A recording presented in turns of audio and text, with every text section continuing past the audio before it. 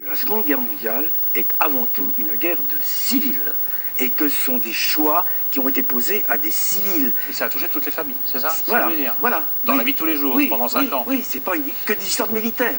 L'histoire est, en France, a une fonction identitaire. Voilà. Alors, Grande-Bretagne, c'est plutôt l'économie. Aux États-Unis, c'est plutôt donc le droit. Il n'y a pas un devoir de mémoire, mais un travail de mémoire. Oui. Le plateau de la Résistance, le plateau des Glières. Un des grands moments de la Résistance de 44. Bon, voilà. Vous dites quoi? Il y a de la récupération. C'est comme ça. Voilà, on va mettre un... Cindy est une grosse garce que je n'aime pas du tout.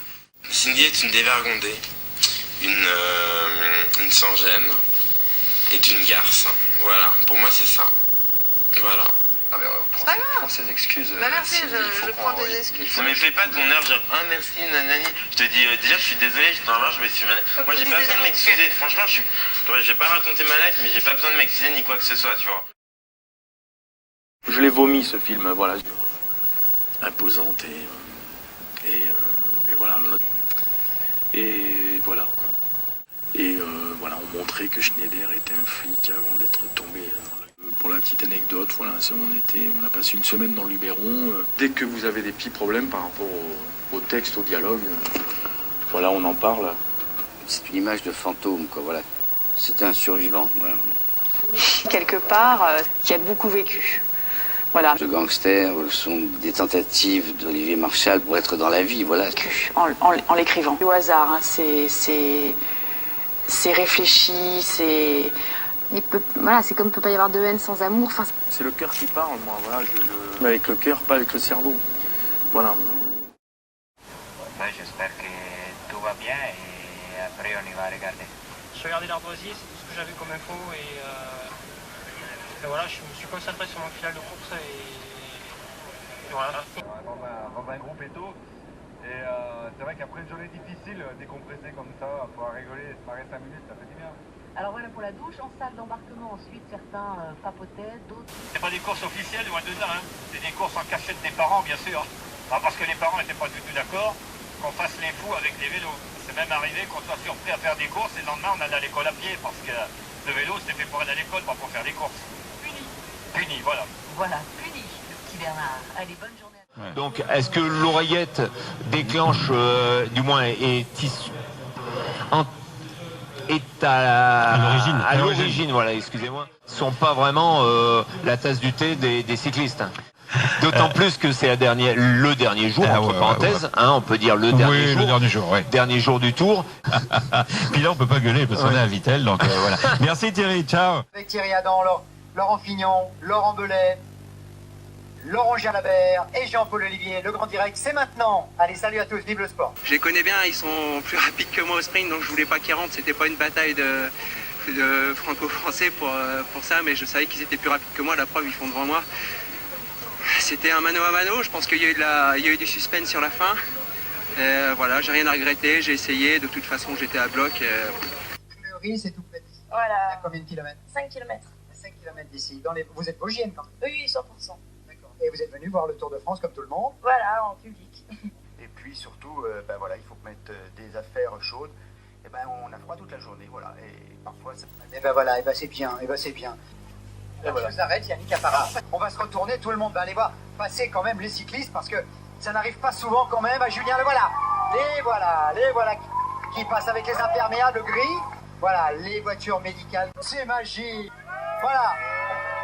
Qui semble-t-il est assez dur, même s'il est court, pour se couvrir quelque sorte parce que tout est humide. J'irai pas plus loin en me disant sinon je... Non, mais voilà. Non, hein, pour prendre trop de risques quand même.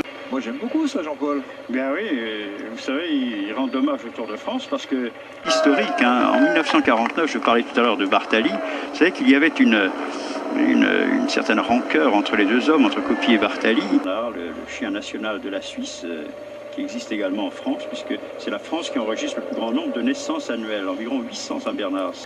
Voilà, et là on descend donc vers l'Italie. Le sommet est effectivement à plus de 4000 mètres. On ne traverse pas Aoste, hein.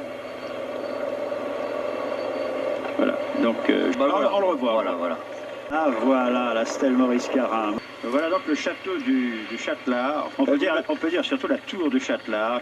Voilà, c'est la tour carrée dont je vous parlais tout à l'heure. C'était édifié ici, hein, quand on regarde la vallée. Ah bah c'est sûr. Un point très pratique. Tiens, voilà les 18, parce qu'en fait ils sont 18. On avait dû en parler des descentes. Hein. Pas facile, les descentes sont pas faciles aujourd'hui. Hein. Laurent Jalabert. Alors comme vous étiez sous les paravalanches, je ne voulais pas. L'écart ne se creuse pas vraiment. Hein. Et le voilà, le grand Vladimir Karp. Voilà, le groupe en chasse. Ah, c'est un excellent coureur. Hein. Pas si vieux que ça, 28 ans. Hein. On a toujours l'impression que ça fait très longtemps qu'on en parle. Il a commencé très jeune. Hein. C'est eux qui mettent tout l'argent. Et voilà comment on est en train. Et voilà Pierrick Cédrigo qui va prendre 16 points pour le train de l'équipe Astana qui passe avec un retard de 2,03. Voilà. Vous savez, c'est quand le revêtement n'est pas aussi lisse que celui-là, il y a comme des petites cuvettes. Hein. On pourrait dire que la route est un peu cabossée et ça, en voiture, ça vous éjecte un petit peu. Vous sentez que les amortisseurs marchent beaucoup et en vélo, ça peut vous faire sortir de la trajectoire. Hein. Voilà pour ceux qui ont terminé dans les 4 premiers. Voilà, on va retrouver une route plus large. Peter Velits qui est là en compagnie donc de Yuri Trofimov. Voilà le groupe. Voilà le groupe des poursuivants, une 45. Et ben voilà une belle performance. Voilà, c'est un peu moins pratique là. C'est 1,78 pour 66 kg. C'est le 3e maillot jaune du tour, hein, après Fabien Cancellara. Voilà, et je reviens sur la petite histoire Alberto Contador. Laurent Belay, vous avez sorti les puzettes pour ramasser tout le monde. Un peu moins bonne, là, la route s'est élargie, revêtement parfait. Et il doit y avoir, je dirais, 90 coureurs. 110 coureurs. Hein. Un Australien doté de belles capacités de descendeur. Voilà un peloton qui s'avance vers le petit frère du premier col. J'ai envie de dire que c'est plutôt une maladie de son vélo. Andy Schleck, voilà, il a crevé roue arrière. Et Andy Schleck, voilà, il va rattraper maintenant au Grady. Le tour c'est fini, on va dire, en haut du Mont Ventoux.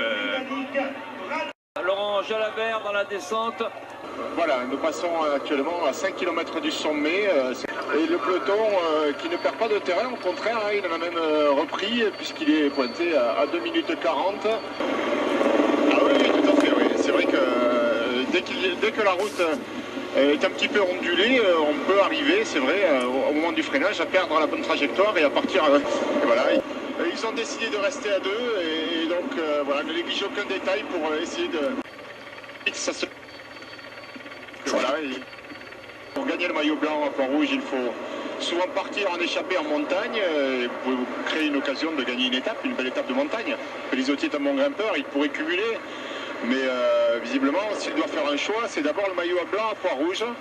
Mais c'est vrai que c'est toujours sympa de voir un coureur annoncer la couleur et être présent ensuite. Je dirais que c'est un petit peu légèrement compromise, non pas que leur qualité physique ne leur permettrait pas d'aller jusqu'au bout, mais parce que ça réagit un petit peu. Le groupe de contre-attaque derrière se rapproche. Hein, le retard était de 2 minutes au sprint intermédiaire tout à l'heure. Il est plus que d'1 minute et 5 secondes. Qui devrait intervenir après Saint-Didier.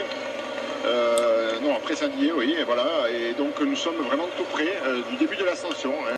Bien souvent très dangereux parce que voilà, très dynamique, parce que ça inspire beaucoup ceux qui voilà, maintenant donc 18 coureurs qui aperçoivent au loin les premières pentes et les premiers lacets, et le public qui s'est rassemblé sur ces premières pentes. Voilà, le temps est donné. Et de retour dans le poste de commentateur, Laurent Fignon, avec bonheur et plaisir. Mais lui, bah ouais, il fout en l'air toute sa fin de tour là. Ils ont besoin d'appui politique et ça voilà pourquoi cette équipe est née en fait aussi. On se crame très vite pour vraiment être sûr de soi, voilà.